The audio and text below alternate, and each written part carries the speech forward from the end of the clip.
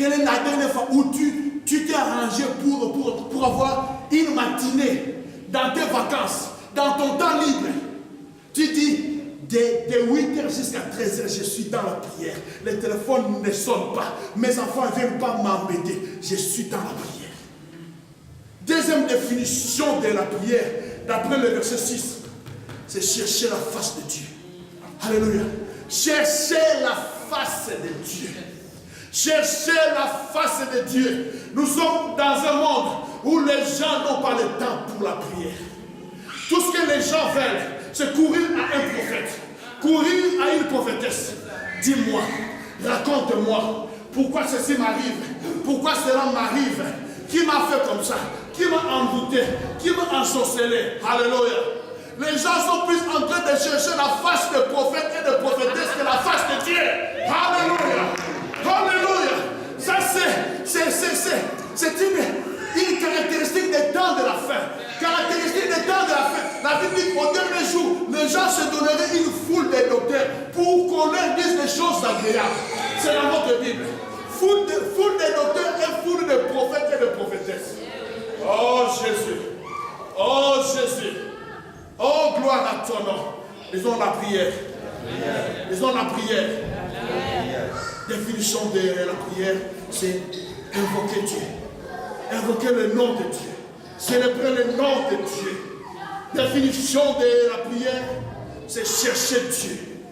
Chercher sa face pour ton problème, pour ta situation, pour tes difficultés, pour tes projets. Chercher Dieu. Quand on va dire chercher Dieu. Quand on va dire chercher Dieu. Dis à ton voisin chercher Dieu. Bien-aimé, la prière est un rendez-vous avec Dieu. Qu'est-ce qui se passe dans un rendez-vous? Qu'est-ce qui se passe dans un rendez-vous? C'est que la personne que tu attends s'approche, amen, il quitte son domicile, il quitte son bureau et vient jusqu'à toi. Et toi aussi, qu'est-ce que tu fais? Tu quittes ton domicile, tu quittes ton boulot et tu viens où? Au lieu des rendez-vous. Disons, ça c'est la définition d'un rendez-vous. Bien, mais dans la prière, Dieu quitte les cieux, Dieu quitte le trône et vient dans ta maison. Oh Jésus, il vient dans ta chambre. Je parle de Elohim, je parle de El Shaddai, je parle de Jéhovah Jireh, je parle de Jéhovah Nissi, je parle du rocher des âges. Il quitte ton trône. Il quitte son trône plutôt. Et il vient à ton niveau. Il vient à ton niveau. Il entre dans ton living. Si le lieu de rendez-vous était dans la chambre, il entre dans ta chambre. Malheur à toi. Malheur à toi si tu ne pries pas. Combien de fois Dieu vient à ton rendez-vous, mais tu n'es pas là. Alléluia. Dieu vient à ton rendez-vous, mais tu n'es pas là. Dieu vient à ton rendez-vous, mais tu n'es pas là. Tu es en train de raconter tes problèmes à tout le monde. Tu as dépensé quoi? 10 € pour acheter les unités de base. Acheter les unités de proximistes. Pour raconter et raconter. Alléluia. Et là, je demande à Dieu, mais qu'est-ce qu'il fait lui? Il raconte. Il pense que sa solution est entre les mains des hommes.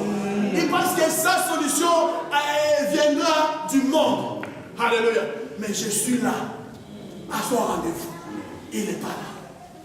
Il n'est pas là. Je vais venir sur ça. Quand nous allons parler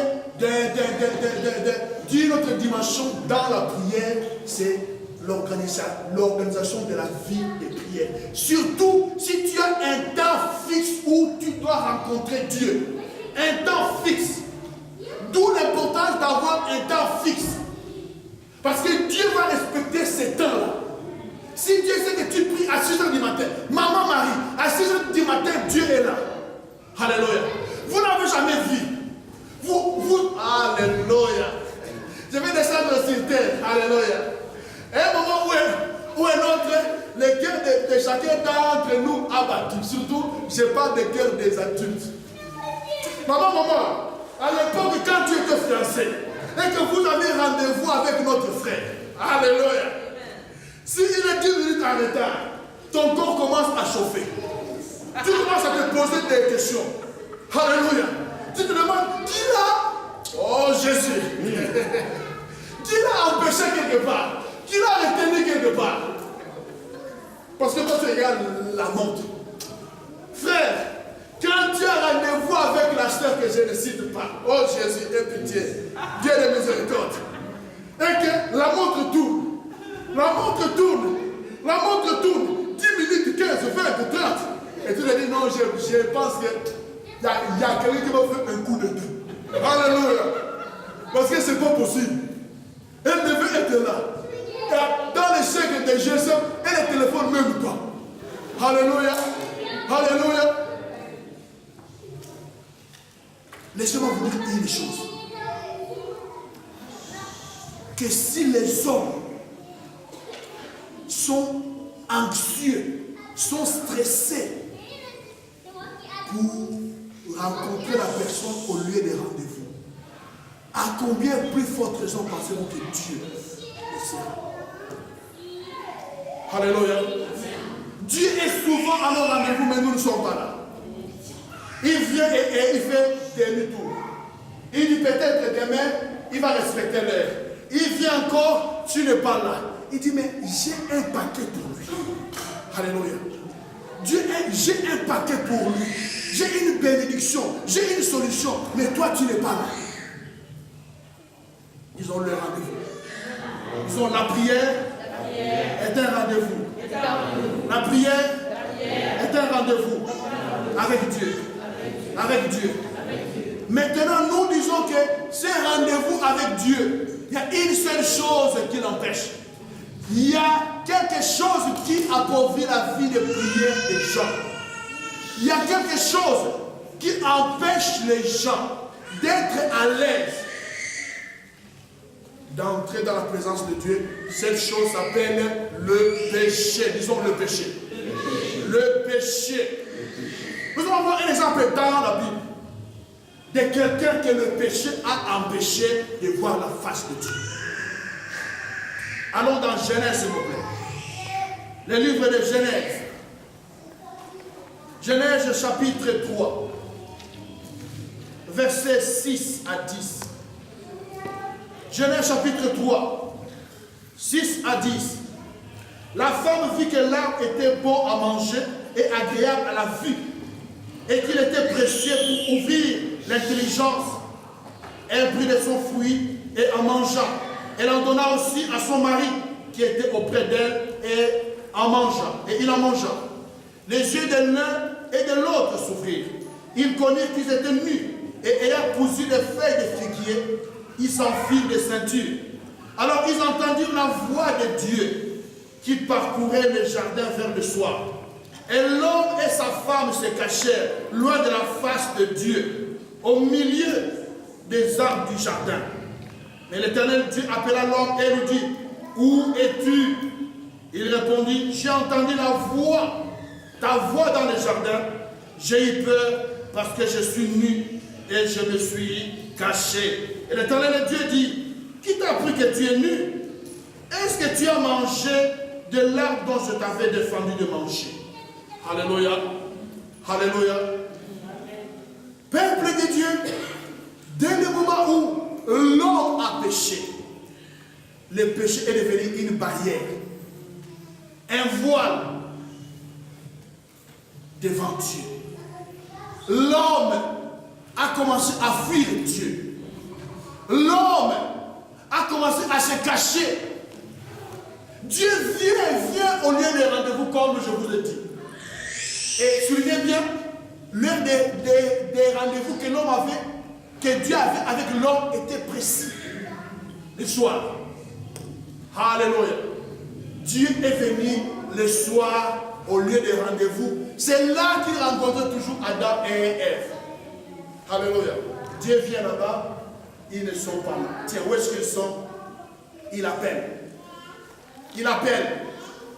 Et l'homme dit que je me cache. Alléluia.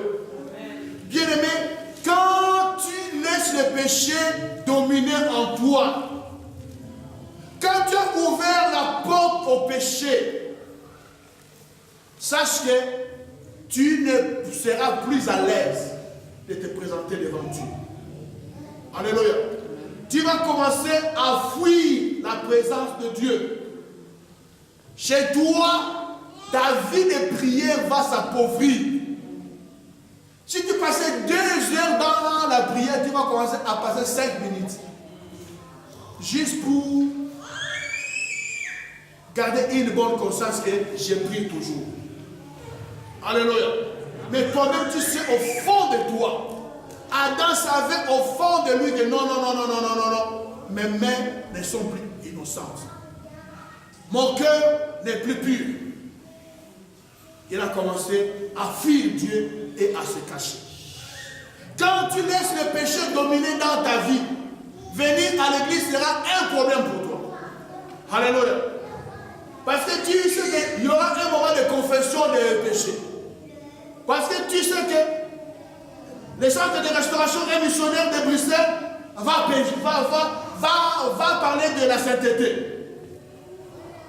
Alors, ça deviendra une barrière pour toi. Bien-aimé, des fois nous nous demandons pourquoi tel frère ne vient plus, pourquoi tel frère ne vient plus. Qu'est-ce qui se passe? Est-ce qu'on l'a insulté? Est-ce qu'on lui a manqué du respect? Et ceci et cela. Toutes sortes de spéculations. Dieu seul sait. Alléluia. Dieu seul sait pourquoi certaines personnes ne peuvent être à l'aise d'être dans l'assemblée des saints. La Bible dit, c'est la Bible qui dit, c'est pas des conjugal.